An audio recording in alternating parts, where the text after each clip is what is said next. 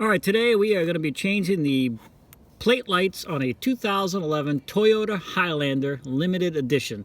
So I went and already pulled this one screw out, which comes right from there. There's two of these lights in the back, one on each side of the plate. We'll just show you one because it's just a duplicated process on the other side. Once you get this screw out, what you have to do is so the light slides into a slot on this side, so you can take your screwdriver sometimes and just kind of slide it over this way, and then you can see it'll give you that little tab that you can grab. Once you get that, you can just pull this down, and that gives you access to where the bulb is right here. So then you just grab the housing, you can twist it, and I'm just going to gently, hopefully you can still see that, pull that out like that.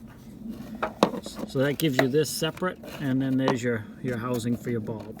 So they come in a package like this. Two bulbs because you need two if they're both burnt out. And if I can find a link for these on Amazon, I'll put the link in the description. Alright, so I got that one ready. So what I'm going to do now is go ahead and take this bulb out. It just pulls straight out like that. Just went popping around. So that's all it is right there. That's the old one. And then the new one is just going to slide right in place like that. Then you're just going to reverse the process. You're going to bring this piece back up here, and you'll see there's little teeth on the side of this where it locks in right here and where it locks into the housing. So you just get those lined up. I know it's kind of hard to see with my fingers in the way. Try to show you as much as I can.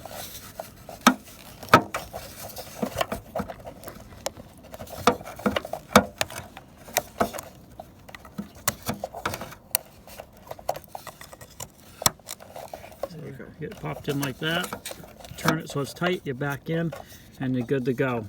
Then you just reverse the process. You're going to slide the whole thing up onto this side first.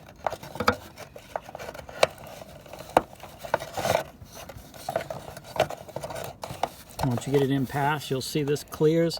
You're going to slide that up. And then usually if you take your screwdriver and put it in where the screw hole is and lift this, you can get it to slide back into position like that. And then you just put the screw back in.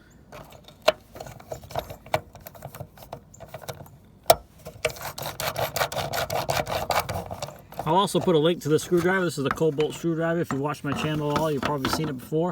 It's fantastic. I use it for a lot of stuff. Anyways, that's all you got to do. It's a pretty simple process.